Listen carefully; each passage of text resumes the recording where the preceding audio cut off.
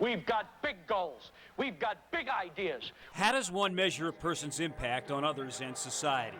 In Bo's case, that's easy. He made such a difference in people's lives. Bo loved people, and people responded to him. He visited kids at hospitals, counseled players, was even the best man at former players' weddings. His words and advice were always respected. Now, wait a minute. Some might argue, come on, he was a football coach. We're not talking Albert Einstein here. I disagree. Bo had an incredible appetite for knowledge and enjoyed debating silly subjects like the college football playoff system, or serious ones like politics or the war in Iraq. And did he ever have a memory? Just ask Dan Deerdorf, who was recruited by Bo to go to Miami of Ohio. Dan turned him down and went to Michigan.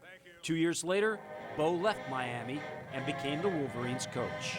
The first day I hear Bo was in residence in his office down in the football building, I come walking on down, and as luck would have it, here he comes walking out of his office, and I just stick out my hand and I put on the $10 million smile and I said, "Hello, Coach Schembechler, I am so glad you're here." I've got my hand out, his hand goes right past my hand, grabs me right around the midsection, and he goes, "You're fat, you're mine, and I never forget." Bo has left this incredible legacy.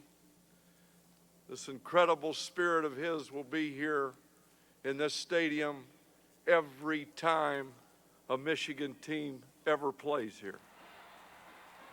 And Bo will be remembered as the Michigan man. He is the most courageous patient I have ever met. I think it's a little more tender. Lots of other words besides courageous describe Bo. He was tough, honest, compassionate, generous, and charismatic. He was a motivator, powerful leader, an influential teacher. Sure, he was stubborn, but he was also funny, very funny.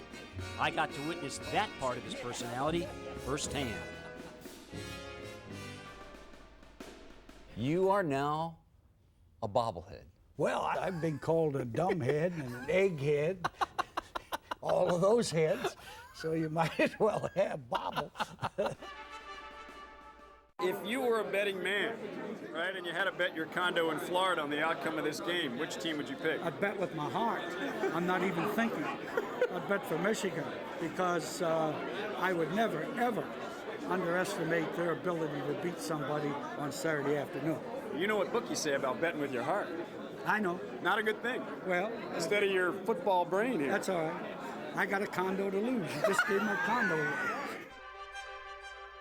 You said what you wanted to say, and you got hacked off, and everybody went, "This is great, this is Bo. We can't wait to put this on TV." I know. Well, that's a little bit of acting. I always felt I was a pretty good actor. You know? You acted. Every football coach ever has been an actor. Come on. Oh, are you kidding me? You lying to us? No, I'm not lying to you. Now, what they say they meant, but it's the way they said it. They're all actors. We all were actors. If I'd have been better looking, they'd have taken me to Hollywood. We'll begin by getting the sandwiches made between 11:30 and 12. And then we'll get a comfortable chair, and we'll get down there with that clicker, and we're going to watch as many plays as we can of as many games as we can. So Kathy doesn't mind if you're a couch potato on Saturdays with all those games, right? This is the one time where Kathy really doesn't have a decision to make. That decision will be made by me. And I love her dearly. He certainly did. And here's my favorite Bo-Kathy story. Often when the three of us were together at functions, Bo would point to Kathy, who's beautiful inside and out, give me a little elbow shot and say, "Do you believe I'm with her?" And we both used to bust out laughing. I never really answered that question, but today I will. Knowing Bo the way I knew him, yes, Bo, I believe you were with her, and she was so very proud to be with you. Bo looked at his life as a mini miracle. He used to say not many babies were born in Barberton, Ohio during the Great Depression, but Bo was. Not many Ohio teenagers asked their dad to drive by a Michigan practice and, peering through the fence, proudly announced one day he would coach at Michigan, but Bo did. Few believed his 1969 team would beat the top-ranked and mighty Buckeyes led by Woody Hayes, but Bo's guys did. Listen to the crowd go wild. Ripley couldn't have made it any better than this. And some of the most respected cardiologists in the world thought Bo cheated death. Got about an extra 15 years of life. After all, he was a diabetic, had 2 bypass operations, a pacemaker and defibrillator helped keep him alive, along with his strict workout routine and diet. His heart may have slowly been deteriorating, but his desire to inspire others kept Bo very much alive. Take great pride! Yeah! To lead you in the greatest college fight song ever written. Are you ready? Yeah! Hail to the victors valiant! Hail to the conquering heroes!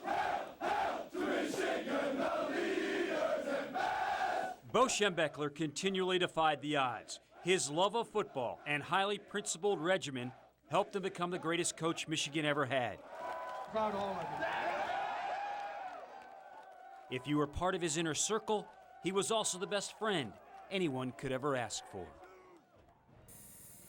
This is perfect. Now, his beloved Wolverines participate in yet another Rose Bowl.